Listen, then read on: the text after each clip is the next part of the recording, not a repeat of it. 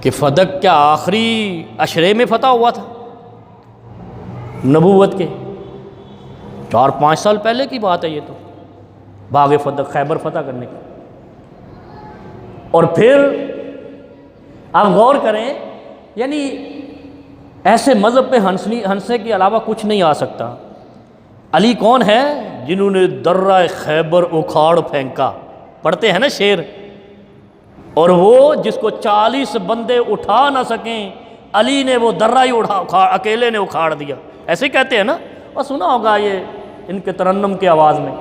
ہم بھی کہتے ہیں علی شیر خدا ہے، حیدر کرار ہے، اس سے بڑا بہادر کوئی نہیں، صاحب المشورہ اور کوئی نہیں، المستشار مؤتمن، اپنے مشورہ دینے میں لاسانی ہے علی مرتضیٰ، ہر خلیفہ کا مشیر خاص ہے علی مرتضیٰ۔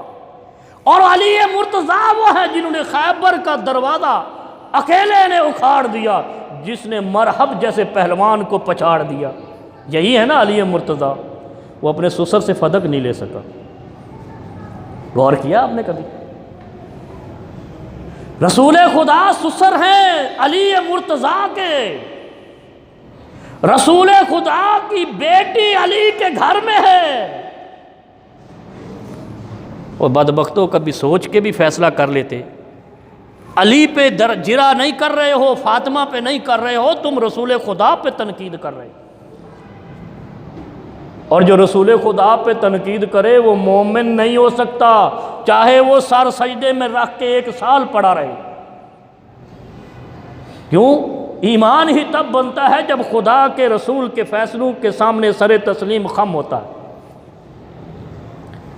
پھر اللہ قرآن میں سورہ نمل میں کیا کہتا ہے؟ قُلِ الْحَمْدُلِلَّہ، اور میرے ماننے والوں اللہ کا شکر ادا کرو کہ وَسَلَامٌ عَلَىٰ عِبَادِهِ الَّذِينَ اصْطَفَىٰ، کہ یہ جو چن کر میں نے محمد کے گرد بٹھائے ہیں یہ میرے چناؤ ہے، خدا کہتا ہے۔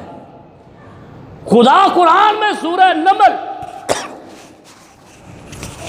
آیت نمبر 59 میں کہتا ہے کہ یہ میرا انتخاب ہے۔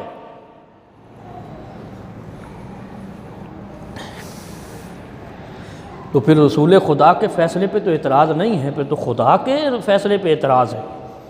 یہ فدق کا معاملہ،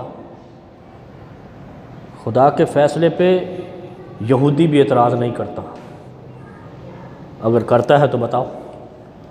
وہ بھی کہتے ہیں شاید خدا کی مرضی یہی ہو، گاڈ کی مرضی یہی ہو۔ بھگوان کے فیصلے پہ ہندو بھی اعتراض نہیں کرتا، عیسائی تو ویسے ہی اعتراض نہیں کرتے، انہوں نے تو خدا بھی 3 بنا رکھے، ان تینوں کے فیصلے پہ اعتراض نہیں کرتے، ایسے ہی ہے۔ اس کا مطلب کیا ہوا؟ یہ خدا پہ بھی معترض ہیں، فاطمہ کے لیے، بنت رسول کے لیے، خالق کے فاطمہ پہ بھی اعتراض کر رہے ہیں۔ خالق ہے نا، خدا سب کا خالق ہے، مالک ہے۔ کبھی غور کیا کرو، ایک باغ جو چند ایکڑ پہ ہے اس کے لیے اس نے کچھ لوگ اس خدا پہ بھی اعتراض کر رہے ہیں جن کی خدائی کی وجہ سے فاطمہ کی پیدائش ہوئی ہے۔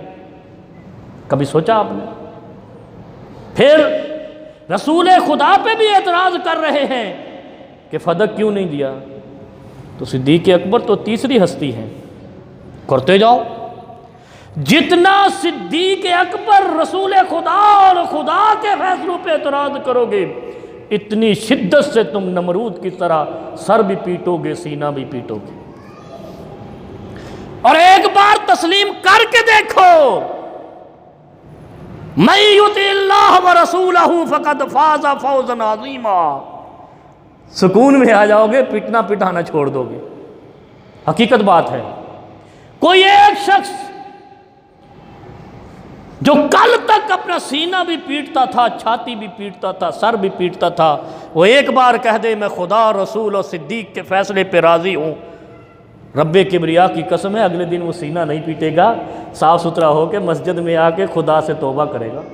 یہ چیلنج ہے ہمارا۔ اور دیکھ لو، جتنے اس وقت سکون میں ہیں وہ خدا، رسول اور صدیق کے فیصلے کے منکر نہیں ہیں۔ اور جو سکون میں نہیں ہیں آپ دیکھ لو، کبھی کالے کپڑے، کبھی سینے پہ خون، کبھی سر پہ خون، کبھی ہاتھوں پہ خنجر، کبھی معصوموں کے سر پہ چھریاں.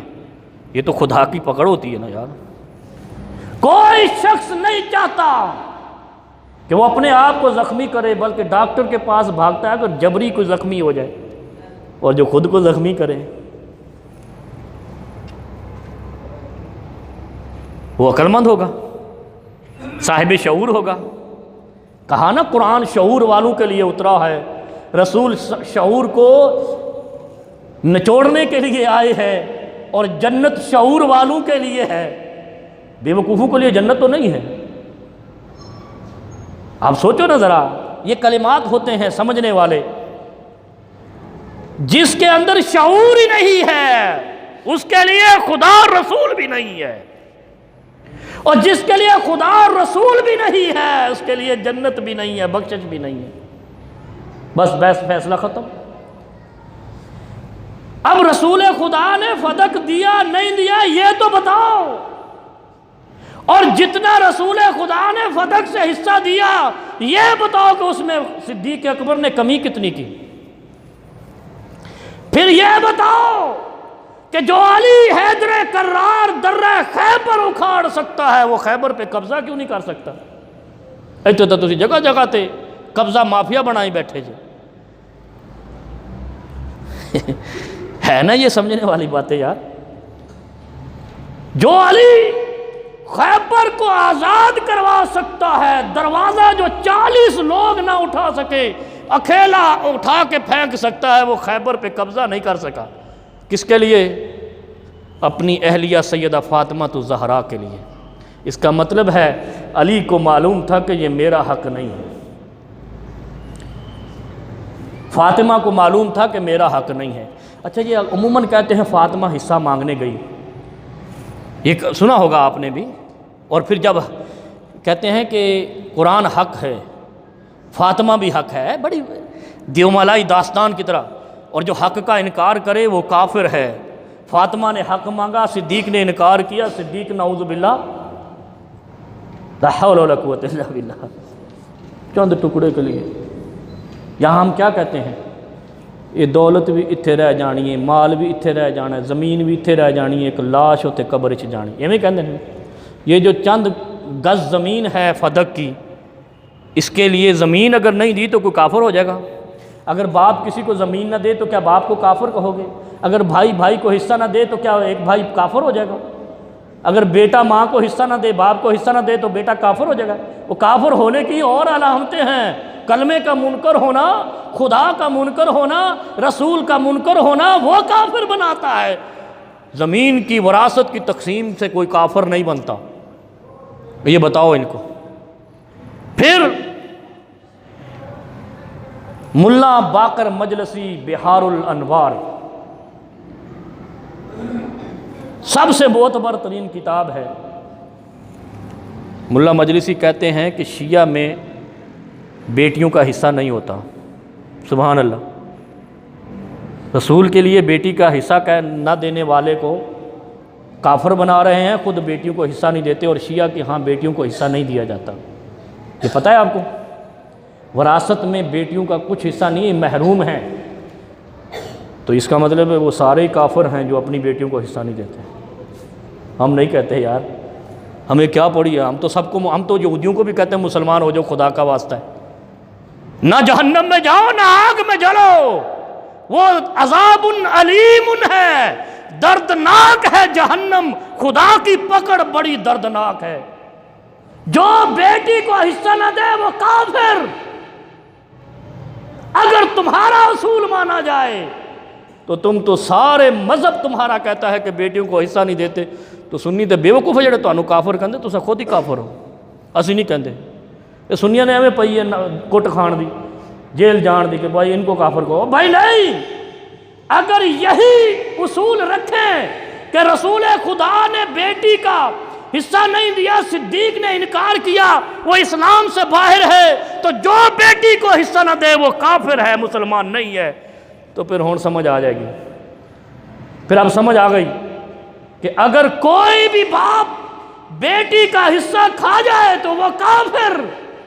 تو ایک پورا مذہب اپنی بیٹیوں کا حصہ کھا جاتا ہے، وہ مسلمان رہیں گے؟ تو پھر ہم تو نہیں کہتے کافر۔ ذرا اپنے گریبان میں جھانکو۔